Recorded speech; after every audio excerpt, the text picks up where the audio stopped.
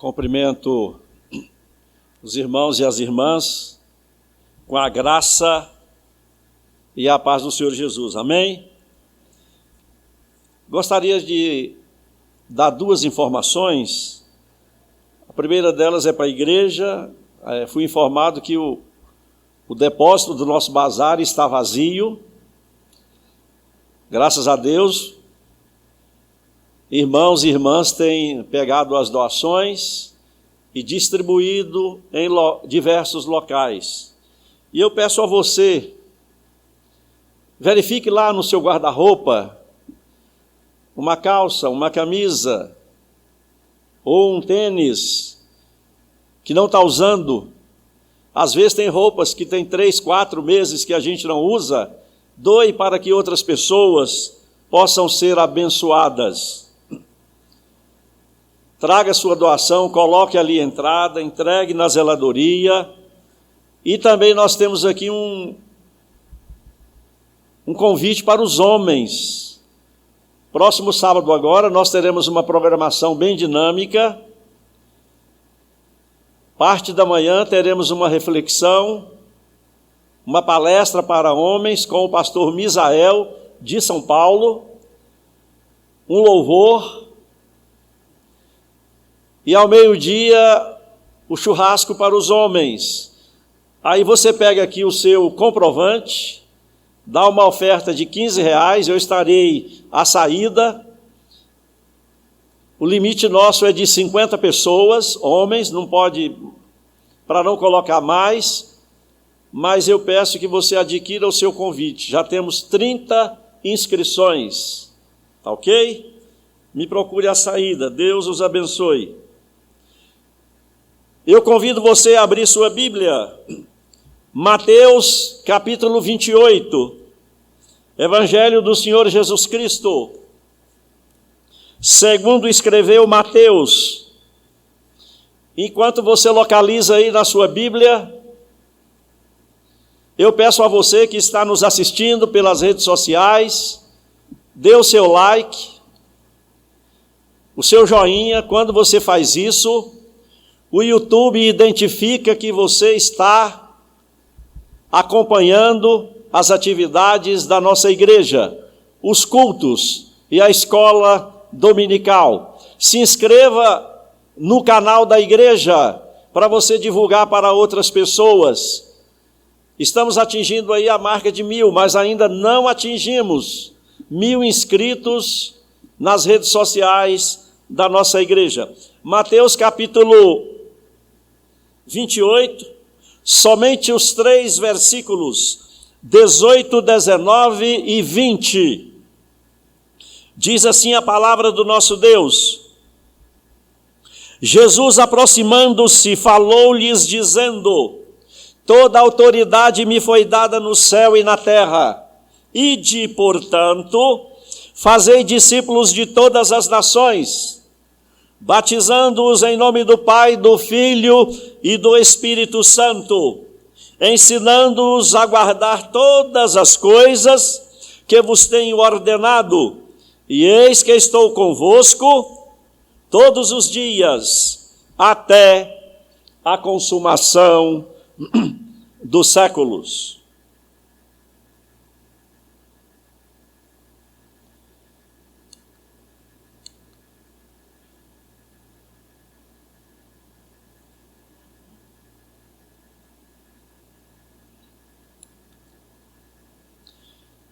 Meus irmãos, minhas irmãs, vamos compartilhar nesta manhã uma parte do capítulo 3 daquele livro lá. E fazendo sempre uma conexão com as Escrituras Sagradas. O nosso livro número 1 é a Bíblia. E o livro que nós estamos tirando alguns ensinamentos para a nossa vida é aquele livro lá. E aquele rapaz, aquele senhor lá ao lado, é o Jonathan Leeman. Jonathan Leeman é diretor do Ministério 9 Marcas de uma igreja saudável. Ele é professor da Igreja Batista de Cheverly, em Washington.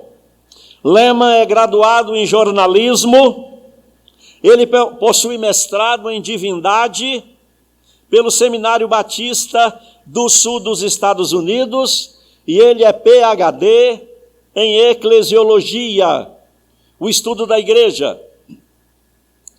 E, baseado no texto que nós lemos, eu quero tirar o primeiro princípio, que é o conceito de autoridade. A autoridade, no grego, é exousia, e é o mesmo que licença, é o mesmo que permissão, é direito para exercer poder, ou poder para exercer autoridade sobre tudo e sobre todos. Jesus, ele tinha autoridade sobre as enfermidades, ele tinha autoridade sobre os demônios, sobre a morte. Jesus, ele tinha autoridade sobre as forças da natureza. E eu quero dar alguns exemplos aqui. Primeiro, em João capítulo 5, Jesus diz ao paralítico do tanque de Betesda, ao homem que sofria 38 anos, toma o teu leito e anda. Também tem aqui um segundo exemplo, e o homem foi curado imediatamente. Em Marcos capítulo 5, Jesus, ele desembarca à beira-mar, e veio dos sepulcros um homem ao seu encontro, um homem possesso de espírito imundo. Nem correntes alguma podia prender esse homem.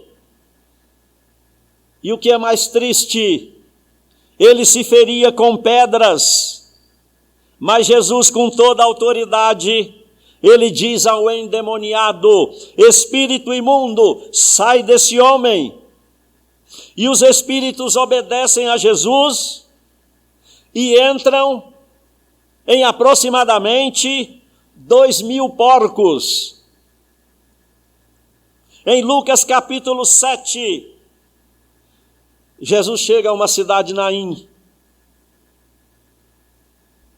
e com ele uma numerosa multidão. E uma viúva, ela vem chorando, lamentando. Ela ia sepultar seu único filho.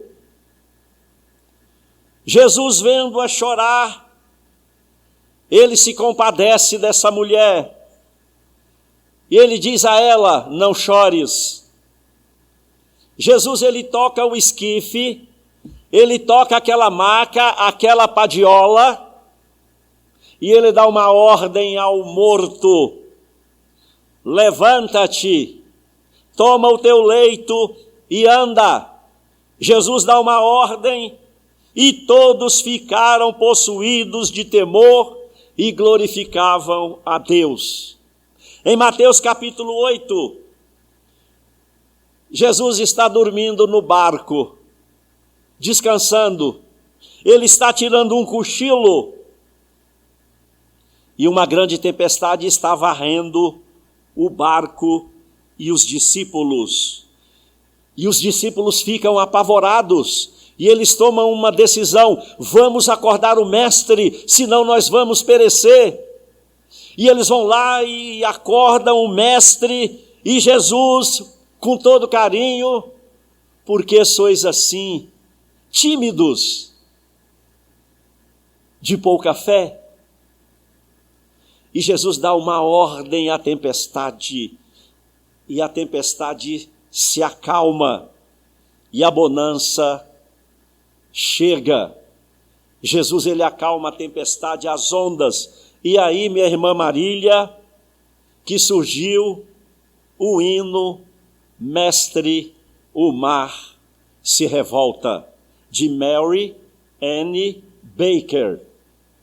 Em 1831, essa serva de Deus, depois de várias tragédias na sua família, Gleidmar, ela escreve esse hino: Mestre, o mar se revolta.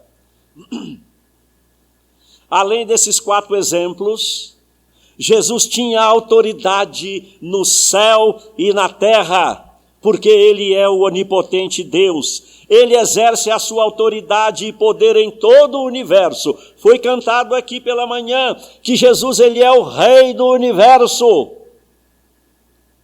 Ele exerce a sua autoridade. Jesus, ele está à destra de Deus Pai, intercedendo por você e por mim ainda hoje, e exercendo a autoridade. Em Atos capítulo 1, versículo 8, é maravilhoso. O nosso Deus, Jesus passa parte dessa autoridade para a igreja, para os seus servos, para fazer a obra de Deus. E Atos capítulo 1, versículo 8 diz assim: recebereis poder ao descer sobre vós o Espírito Santo, e sereis minhas testemunhas. E eu já vou contextualizar. E sereis minhas testemunhas, tanto aqui em Taguatinga, como no Distrito Federal, no Brasil, na América do Sul e além do oceano. Precisamos, queridos, de autoridade. Precisamos de poder para testemunhar de Jesus. Precisamos de poder para pregar o Evangelho.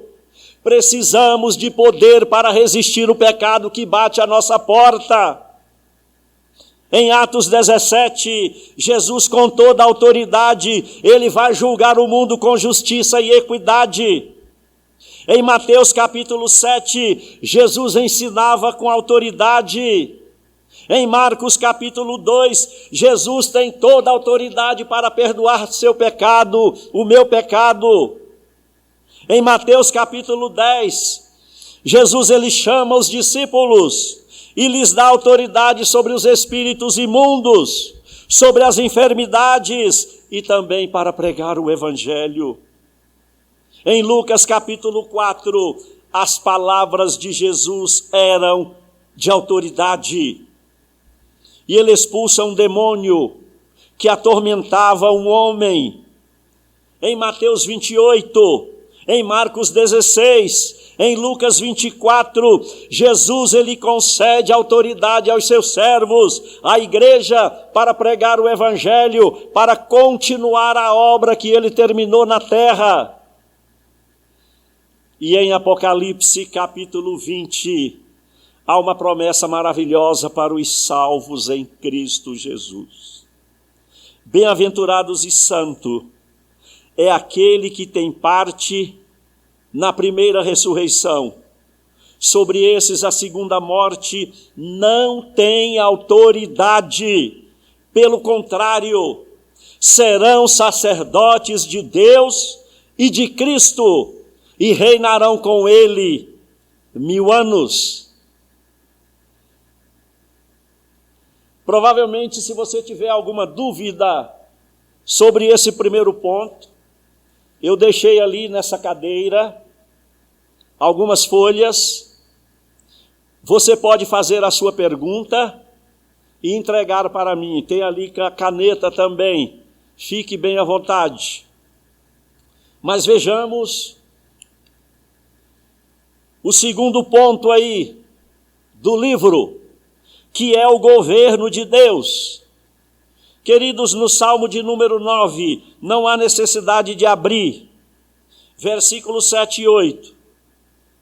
E esse ponto aí é o governo de Deus. O Senhor reina para sempre e estabeleceu o seu trono para julgar. Ele mesmo julga o mundo com justiça. E o nosso Deus, ele governa os povos com retidão. E aí o livro, ele faz uma citação desse livro aí de George Orwell. E esse livro de George Orwell, ele faleceu em 1950, aos 46 anos, e ele escreveu aquele livro ali intitulado 1984. 1984, o título do livro. Eu recebi o livro sexta-feira, eu já li a introdução, capa contra capa, e o final da capa, a última capa.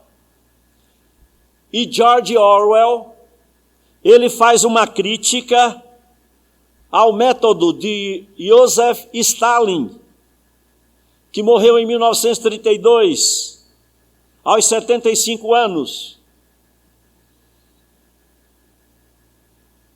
E ele fala que para Stalin preservar o seu poder, ele usava de ameaças. Stalin usava de ameaças, de perseguições.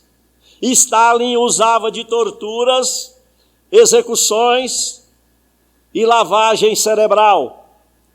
E essa era a forma de Stalin governar, que diametralmente oposto à palavra de Deus, à Bíblia Sagrada, às Escrituras.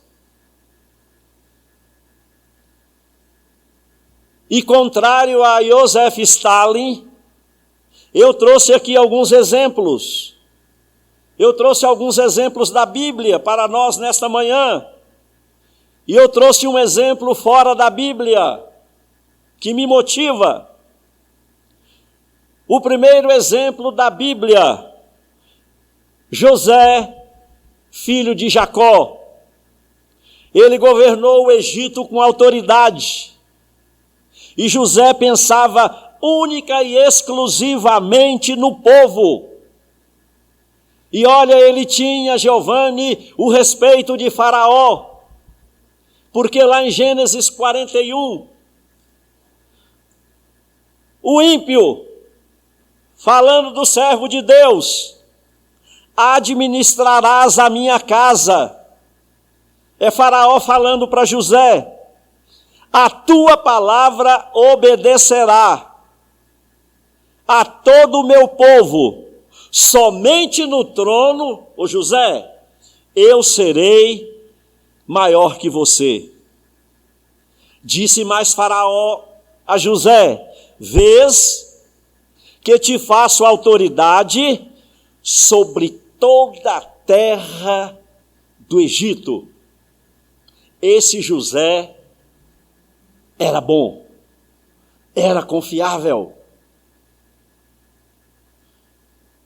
Saiu lá um homem, José, eu vou deixar você aqui com a minha esposa, cuida dela. E a esposa tentou assediar José do Egito.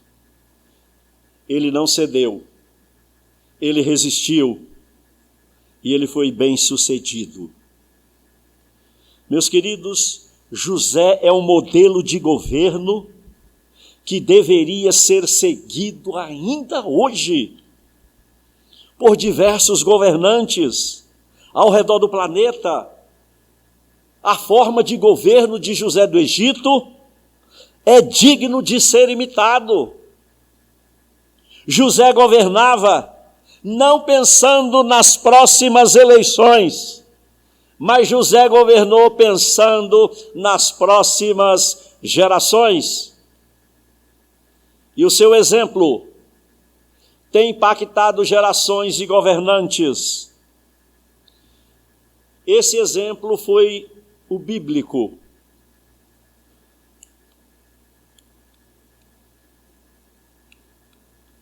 Próximo aí, por gentileza. Isso. Quem é esse senhor simpático aí? Pode falar alto.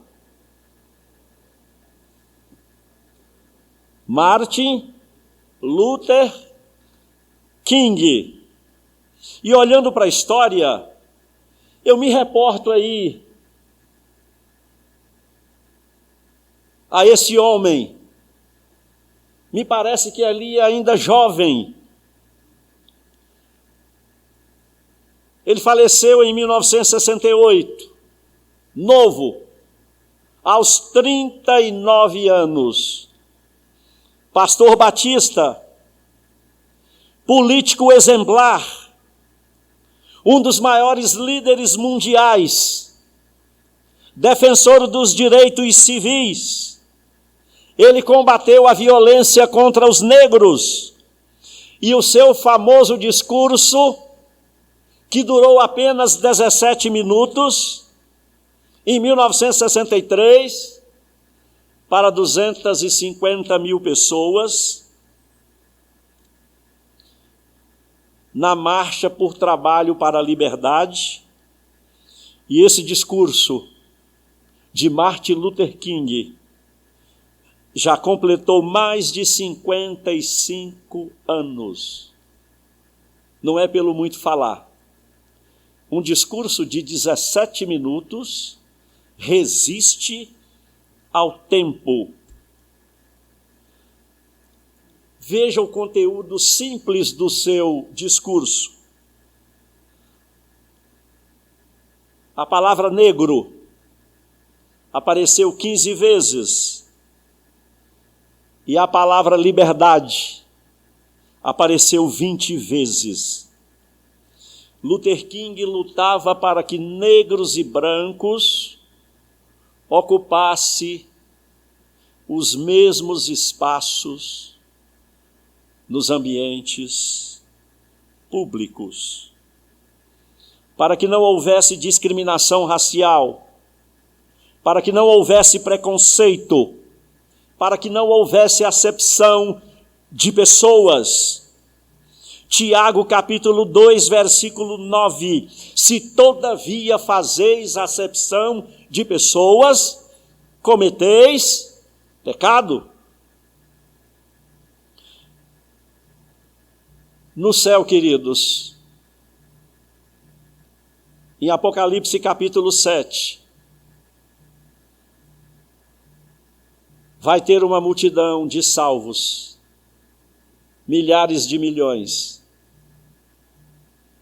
E lá não diz a cor da pele dos salvos, mas diz que as vestiduras são brancas, alvas, como a neve. E diz também que os salvos, cada um tem palmas na mão. E eu pensei que palmas fosse aquelas flores brancas, mas não é, são folhas de palmeira. Queridos, nós temos também outros líderes, além de Martin Luther King, Abraham Lincoln, Winston Churchill na Inglaterra, John Calvino na Suíça, Nelson Mandela na África do Sul, Mahatma Gandhi na Índia, outros servos que também se destacaram mundialmente e seus exemplos são lembrados ainda hoje. O terceiro ponto que eu extraí do livro de Jonathan Lehman: comunhão vertical, comunhão com Deus, e a comunhão horizontal. Nós, comunhão vem do grego, queridos, koinonia, e comunhão significa relacionamento íntimo, relacionamento estreito, que as pessoas aceitam entre si. Comunhão, queridos, é convivência uns com os outros. Comunhão é partilhar a mesma fé. Comunhão é compartilhar os nossos bens com os menos afortunados. É o que eu pedi aqui no início. Tragam roupas, calçados, utensílios do lar, artigos em geral, brinquedos, para a gente compartilhar com outras pessoas. Eu quero fazer um teste aqui nessa manhã, e você vai responder para si mesmo, diante de Deus. Como saber se eu tenho comunhão ou não com meu irmão? O teste é simples. 1 de João, capítulo 1, versículo 7. Se, porém, andarmos na luz como ele está na luz, mantemos comunhão, mantemos coinonia uns com os outros, e o sangue de Jesus Cristo nos purifica de todo pecado. Eu ando na luz? Ando. Você anda na luz? Anda. Então eu tenho comunhão com você e vice-versa. Mas também comunhão ou coinonia só pode ser vivida por aqueles que andam na luz, queridos.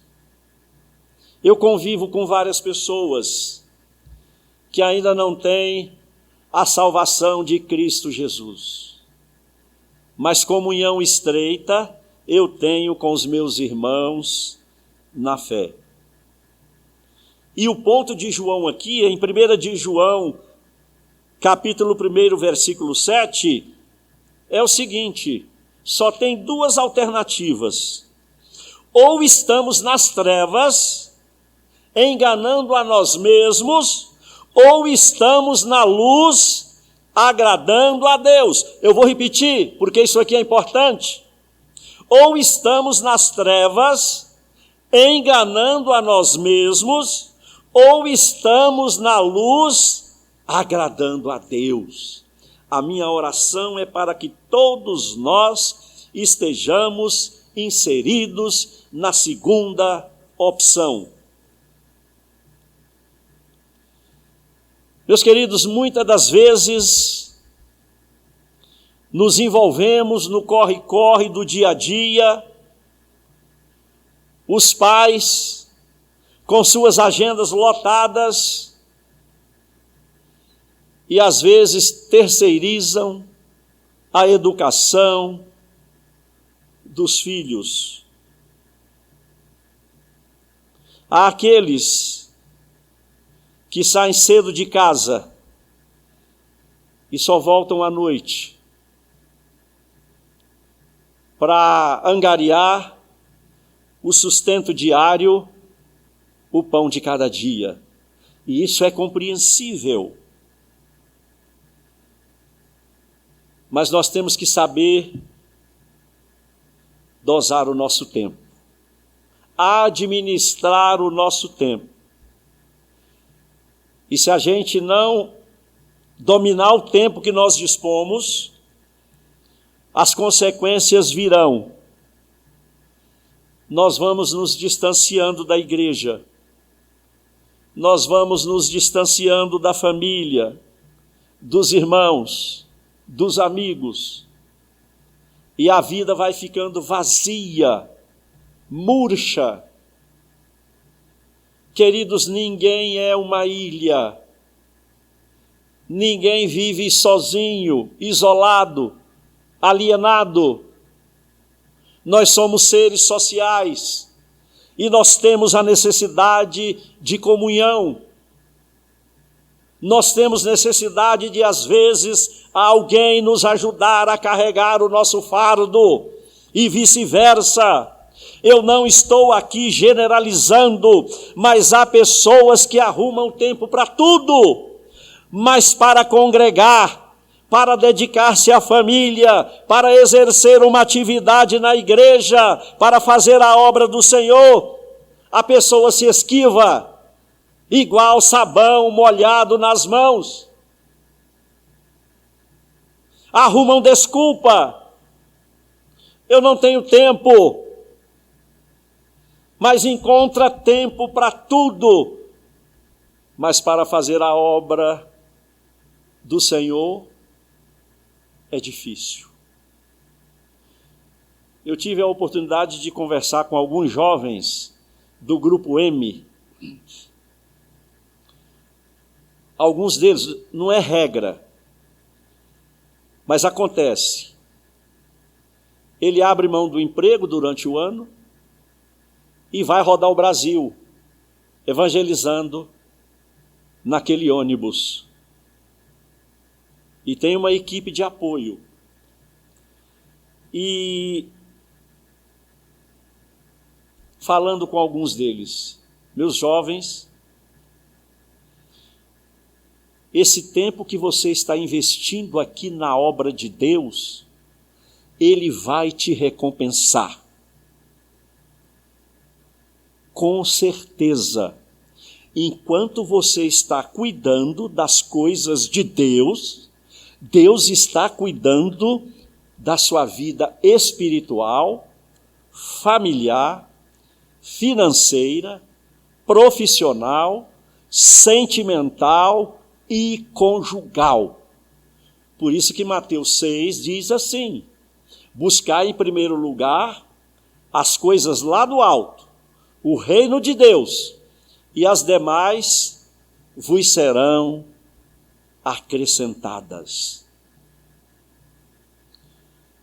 Queridos, e o prejuízo é grande quando a pessoa se afasta da comunhão, quando ela se afasta da igreja, quando ela se afasta dos irmãos. O prejuízo é grande para a própria pessoa e para todos que a rodeiam. A igreja, queridos, é um lugar de comunhão, de relacionamentos saudáveis, de sofrer e se alegrar com os irmãos, e também levar as cargas uns dos outros. E Jonathan Lehman, ele tocou num ponto importante. No meio de tanta agitação, todos estão perguntando como impedir que tantas vidas desconectadas se desviem para um distanciamento ainda maior. Porque ninguém é uma ilha. Esse é o maior desafio da cultura democrática, do Ocidente e do mundo globalizado. Comunhão, queridos, e relacionamento não são periféricos, não são acessórios. Em um carro tem os equipamentos essenciais e tem também os acessórios. Mas, queridos, a comunhão, o relacionamento é a essência da vida humana. E ele elenca e ele relaciona alguns aspectos importantes. E eu quero compartilhar com vocês nessa manhã. O primeiro aspecto, o próprio Deus não é estático. O nosso Deus, ele não é solitário. O nosso Deus não é uma ilha, mas o nosso Deus, ele subsiste em três pessoas: o Pai, o Filho e o Espírito Santo. Lá em Gênesis, façamos o homem, olha que o verbo está no plural, façamos o homem à nossa imagem e semelhança. Segundo, o pecado quebra a nossa comunhão com Deus. O pecado nos afasta de Deus, levanta um muro nos nossos relacionamentos. O pecado, ele cava um abismo entre as pessoas, entre nós e Deus. Tanto é verdade que em Isaías capítulo 59, a mão do Senhor não está encolhida. Olha aqui a esperança. A mão do Senhor não está encolhida para que não possa salvar, nem surdo o seu ouvido para que não possa ouvir. Mas as vossas iniquidades, elas fazem separação entre vós e o vosso Deus. Queridos, mas para que a conexão entre nós e Deus, ela seja restaurada, ela seja reconectada, a solução está no versículo 21 de Isaías capítulo 59. Esta é a minha aliança com vocês, diz o Senhor. O meu espírito está sobre vocês. As minhas palavras que pus na sua boca não se apartem dela. Olha aí o segredo. Não nos apartarmos da palavra de Deus, nem dos seus filhos, e diz mais ainda, nem dos netos. Durante quanto tempo? Desde agora e para todo sempre, diz o Senhor. Queridos, precisamos diariamente meditar nesta palavra, ler esta palavra, comer esta palavra, beber esta palavra, para que estejamos alimentados diariamente. E há também um terceiro aspecto. Jesus, ele reconcilia com ele, Jesus nos reconcilia com ele para um relacionamento com Deus. Segundo aos Coríntios, capítulo 5. Tudo provém de Deus, que nos reconciliou consigo mesmo, por meio de Jesus Cristo, e nos deu o ministério da reconciliação. Eu achei isso aqui tremendo. Jesus nos reconcilia com ele, para que nós sejamos reconciliadores, para que nós sejamos ponte entre as pessoas, e não levantemos muro entre as pessoas. Queridos, há também aí um quarto aspecto. Nós somos restaurados para viver em família, para vivermos na igreja de Cristo. 1 aos Coríntios capítulo 12. Nós somos o corpo de Cristo, individualmente membros desse corpo. Imagine uma casa sem reboco. Você vê as paredes todas de tijolos. E dessa casa vai se construir uma igreja. Cada crente é um tijolinho. E depois que constrói a igreja, que fica bonita, nós fazemos parte dessa igreja. Meus queridos, e por último, penúltimo, comunhão com o irmão não se compra na farmácia. Comunhão não se compra no mercadinho da esquina, igual tem um lá em casa. Comunhão você não vai no atacadão e enche o seu carrinho. Não é dessa forma. Nós precisamos imitar os nossos irmãos primitivos. De Atos capítulo 2, a partir do versículo 42. Diz assim, meus queridos: e perseveravam na doutrina dos apóstolos, na comunhão, no partir do pão e nas orações.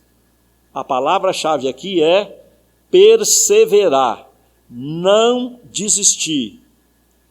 E aqui o último aspecto, a comunhão dos salvos, aponta para o futuro. A comunhão dos salvos aponta para o céu, aponta para a eternidade. Apocalipse capítulo 7, versículo 9. João, ele está no céu, porque Jesus convidou ele para mostrar as coisas que aconteceriam no futuro. João está no céu e ele tem uma visão paradisíaca, ele tem uma visão maravilhosa. Diz assim o versículo 9 de Apocalipse capítulo 7. Vi, e eis grande multidão, que ninguém podia enumerar, de todas as nações, de todas as tribos, de todas as línguas, diante do trono do Cordeiro, vestidos de vestiduras brancas e palmas e folhas de palmeiras na mão. E para encerrar esse ponto,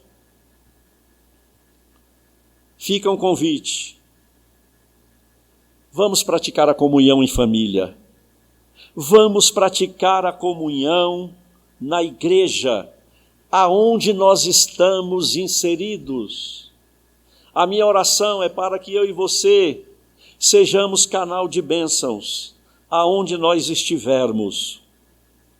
Vamos desfrutar, queridos, da comunhão da Trindade, de 2 Coríntios 13:13. A graça do Senhor Jesus Cristo, o amor de Deus e a comunhão do Espírito Santo sejam com todos vós. Eu não estou impetrando a bênção apostólica, eu estou lendo 2 Coríntios 13:13. Vamos caminhar mais um pouquinho. Olha aí. A Igreja de Jesus. Queridos, a partir da página 160 do livro de Jonathan Leeman, ele fala sobre a Igreja de Cristo como organismo vivo. E nesse capítulo do livro, eu contei ontem à tarde, das páginas 155 a 178, aparece mais de 100 vezes a palavra igreja. Efésios capítulo 5. Cristo amou a igreja e a si mesmo se entregou por ela, para que a santificasse, purificou-a por meio da lavagem de água na palavra, para apresentar a si mesmo, olha que tremendo, igreja gloriosa, sem mácula, sem ruga, santa e sem defeito. É assim que a noiva será recebida, pura, santa, sem mácula, sem pecado. Igreja no grego, meus amados, minhas amadas, é eclesia, e é uma das palavras mais importantes do Novo Testamento. Na igreja do Novo Testamento, o lema era igualdade e liberdade, onde todos tinham os mesmos deveres e tinham também os mesmos direitos de participar. Por isso que eu gosto do sistema presbiteriano. Todos habilitados legalmente têm direito a voto, têm direito de opinar. Igreja, queridos, é o mesmo que povo de Deus convocado. Nós estamos aqui não porque nós escolhemos, mas porque nós fomos convocados pelo nosso Deus para ouvir a sua voz e para obedecer a sua palavra. Nós não somos um amontoado de gente, de pessoas. Não. Nós somos o povo mais inteligente da face da terra. Nós vamos morar no céu. Nós decidimos seguir a Jesus. E que o sigamos, queridos, por toda a eternidade. William Barclay, um escritor fabuloso, homem de Deus, ele disse que igreja é um grupo de pessoas que se reúnem, não porque fizeram uma opção, mas porque Deus as chamou para ouvir a sua voz. Olha o que diz 1 Coríntios capítulo 1. A igreja que está em Corinto. Corinto fica perto da Grécia. Aos santificados em Cristo Jesus, chamados para ser santo. E aí nós estamos inseridos. A todos de qualquer lugar, Taguatinga, Ceilândia, Pequim, Taiwan, de todos os lugares que invocam o nome do Senhor Jesus Cristo. Queridos, eu e você fazemos parte da Igreja Universal, não aquela, mas a Igreja Universal que vai morar no céu com Jesus. Amém?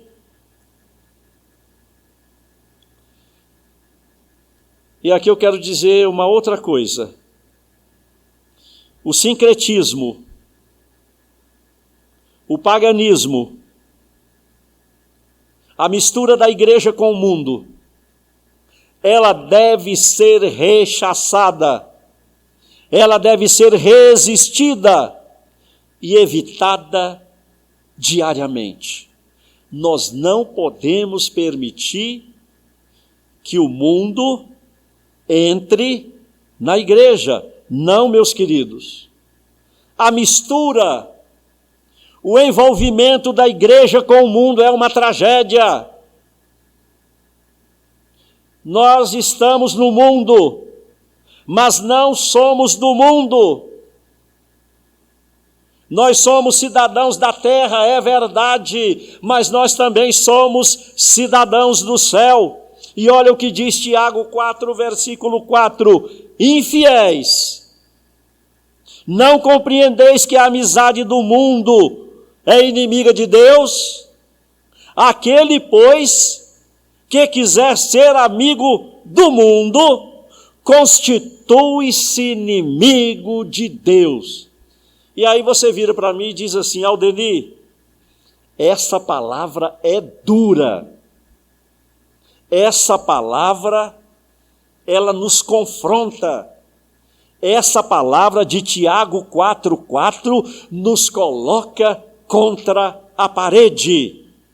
Mas, queridos, eu lhes digo com toda segurança, essa palavra de Tiago 4,4 não é uma palavra condenatória, e sim exortativa e libertadora. A igreja de Cristo, ela é uma família. Eu tenho liberdade de chamar você de irmão, de irmã. E esse tratamento afetuoso que Paulo usa, ele usa para os seus colaboradores. E é usado também nas igrejas. Nas igrejas que eu tenho pregado, eu chego, bom dia, boa noite, boa tarde, meu irmão, minha irmã, mesmo sem nunca ter visto, mas professa Jesus Cristo, é meu irmão, é minha irmã. Queridos, irmão e irmã no grego é adelphos, e significa pessoas que professam a mesma fé em Jesus Cristo. E eu vou dar um exemplo. A igreja de Filadélfia, de Apocalipse capítulo 3, vamos dividir a palavra em duas partes. Filadélfia, fila, amor, delphos, fraternos, ou seja, igreja do amor fraternal. E aqui tem uma coisa interessante. Jesus é o unigênito Filho de Deus. Unigênito, o único gerado. Jesus também é o filho primogênito do Pai. Por que primogênito? Porque ele foi o primeiro que morreu e ressuscitou para nunca mais voltar à sepultura. E diante disso, queridos, se Jesus é filho de Deus, nós somos filhos adotivos do Pai. Nós fazemos parte da família de Deus. Então, o nosso Deus é o nosso Pai e Jesus, minha irmã, é o nosso irmão mais velho. Interessante. Eu achei isso tremendo. Leon Tolstói faleceu em 1910. aos 82 anos. Renomado Silvia, escritor russo. Certa feita ele estava andando por uma rua e ele passa por um mendigo. E Leon Tolstói coloca a mão no bolso para dar alguma coisa ao mendigo. Mas o bolso de Leon estava vazio. E ele diz ao mendigo: sinto muito, meu irmão, eu não tenho nada para te dar hoje. Eu não tenho nada para te oferecer. E o mendigo olha para Leon, satisfeito, e responde: não tem problema, senhor. E Leon Tolstói, espantado: como assim? Eu não tenho nada para te oferecer hoje e você diz não tem problema nenhum? Como assim? Aí o mendigo responde: você já me deu mais do que eu pedi. Você me chamou de irmão. Queridos, para aqueles que são amados, uma palavra de afeto é como se fosse uma migalha. Mas para os carentes de amor, uma palavra de afeto é como se fosse um banquete. Eu vou repetir também, porque eu achei importante. Para aqueles que são amados, uma palavra de afeto é como se fosse uma migalha. Mas para os carentes de amor, uma palavra de afeto pode ser um banquete. Uma outra coisa interessante, o termo irmão também indica amor mútuo, compromisso, compaixão, misericórdia. Irmão também diz respeito por aqueles que confiam em Jesus. E o apóstolo Paulo, escrevendo aos Romanos, capítulo 12, versículo 10, amai-vos cordialmente uns aos outros com amor fraternal. E 1 de Pedro, capítulo 1, versículo 22, tendo em vista o amor fraternal não fingido, amai-vos de coração uns aos outros ardentemente. E eu chamo a atenção dos amados para essa palavra ardentemente. A ideia aqui é de esticar, a ideia aqui é de esforçar, é de ser perseverante, incluir até mesmo aqueles irmãos que parecem ser indignos de serem amados. E eu acrescentei aqui, queridos, uma pergunta para a nossa autorreflexão. Como estamos nos relacionando com os nossos irmãos?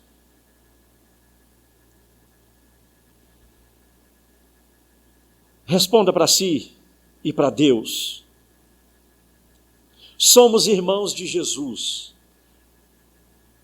Fazemos parte de uma família. Jesus, em Mateus capítulo 12, ele está falando a uma multidão. Sua mãe e seus irmãos estão lá fora, procurando o mestre. E Jesus estende a mão em direção aos discípulos. E ele diz assim no versículo 50, porque qualquer que fizer a vontade de meu Pai, esse é meu irmão, é minha irmã. Fazemos a vontade do nosso Pai? Sim, então somos irmãos de Jesus. E o mesmo texto em Lucas capítulo 8, Jesus respondeu: minha mãe e meus irmãos são aqueles que ouvem a minha palavra e as praticam. Meus queridos, meus irmãos e minhas irmãs, nós estamos na igreja, não para ser servido, mas para servir a Deus, servir aos irmãos e servir ao próximo. Enquanto nós estamos aqui, algumas irmãs da nossa igreja estão lá no sol nascente, fazendo a obra de Deus, distribuindo doações.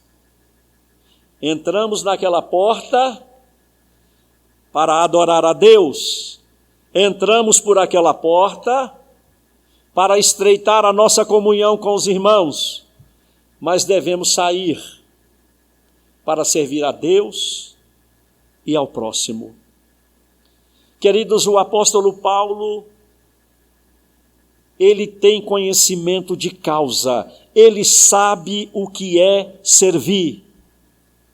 Ele abre a carta aos Romanos, dizendo assim, olha como que Paulo diz no início da carta aos Romanos: eu, o maior missionário de todos os tempos, aí ele infla, eu, o maior plantador de igreja, eu, o maior trabalhador. Não. Ele abre a carta de Paulo aos Romanos, dizendo assim: Paulo, servo do Senhor Jesus Cristo. Queridos, isso queima o meu coração.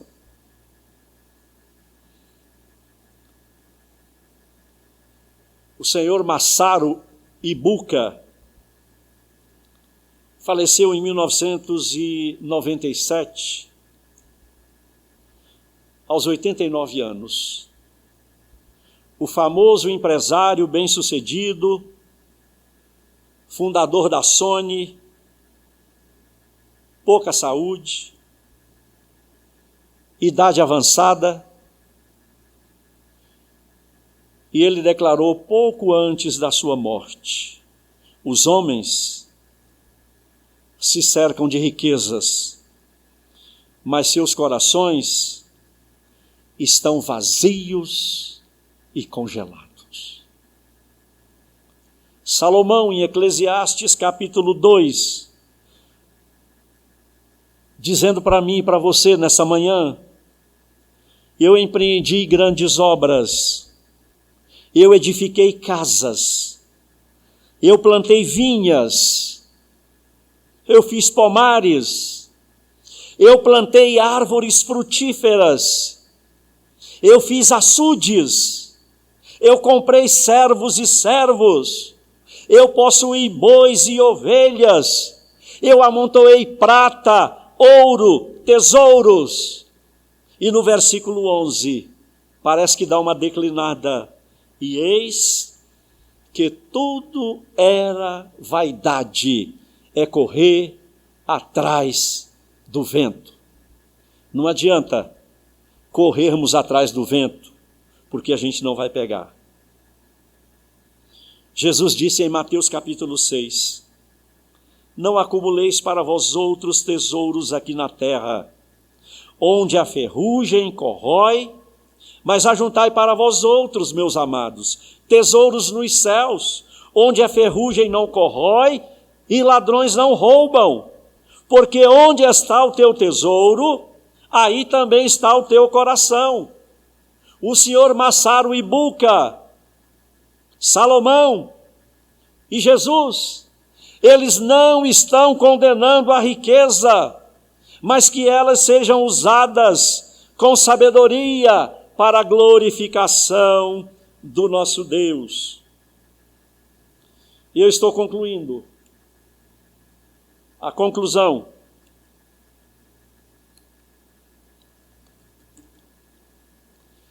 Queridos, vamos imaginar que os crentes, eu vou citar os presbiterianos, que somos nós, que a partir de hoje, nós permanecêssemos apenas na oração, apenas no jejum, na leitura da palavra, na evangelização, na ação social, pregando a palavra de Deus. Isso é bom, isso é maravilhoso, isso é necessário, isso é o dever dos crentes. Vamos imaginar também que a partir de hoje, ninguém mais entregasse os dízimos e as ofertas. Onde nós estaríamos sentados? Não teríamos esses bancos confortáveis. Os bancos não são feitos por anjos. Esses bancos aqui, essa igreja, foram irmãos fiéis nos dízimos e nas ofertas. São aqueles 300 de Gideão que vão até o fim. E esses 300, esses irmãos fiéis, a liderança da igreja pode contar.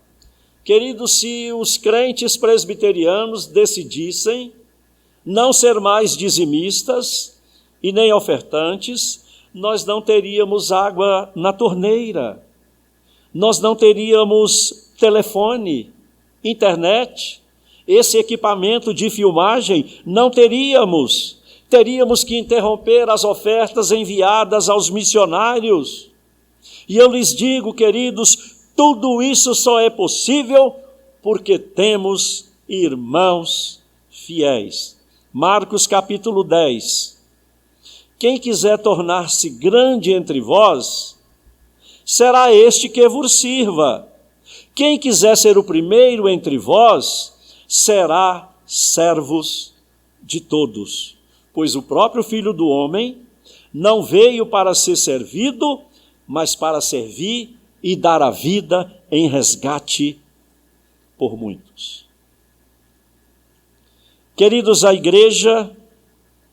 igreja, nós entramos para adorar e saímos para servir a Deus e ao próximo. Precisamos, queridos, ser comprometidos com Deus, precisamos ser comprometidos com a igreja e com o próximo. A igreja não é um clube social, onde nós encontramos os amigos para um compromisso de lazer. A igreja não é um clube social. Eu repito, a igreja é um quartel-general, onde Jesus é o nosso comandante e nós os seus soldados. A igreja é um hospital, onde Jesus é o médico e nós os seus auxiliares. Precisamos servir a igreja de Cristo, precisamos congregar, precisamos participar ativamente dos cultos de adoração. E eu encerro. O culto é um momento de autoexame. Olhamos para o alto de onde vem o nosso socorro. Olhamos para dentro de nós em confissão de pecado. E olhamos para fora das quatro paredes para buscar os pecadores arrependidos que estão caminhando a passos largos para o inferno. Deus abençoe a sua vida, que esteve conosco, nos assistindo da sua casa, de onde você está agora. Aos amados presentes, que o bom Deus continue também abençoando a vida de cada um. Curve sua cabeça e vamos fazer uma breve oração. Querido e eterno Deus, obrigado pela tua palavra. Ela é viva, eficaz, poderosa, transformadora. Ela molda o nosso caráter, ela conforta o nosso coração.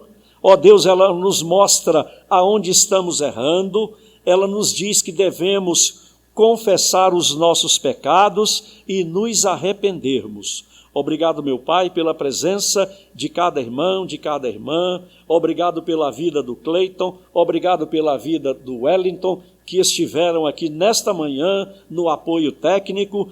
Deus abençoe a vida de cada um. Meu Deus amado, perdoa os nossos pecados. Nós oramos em nome de Jesus Cristo. Amém e amém.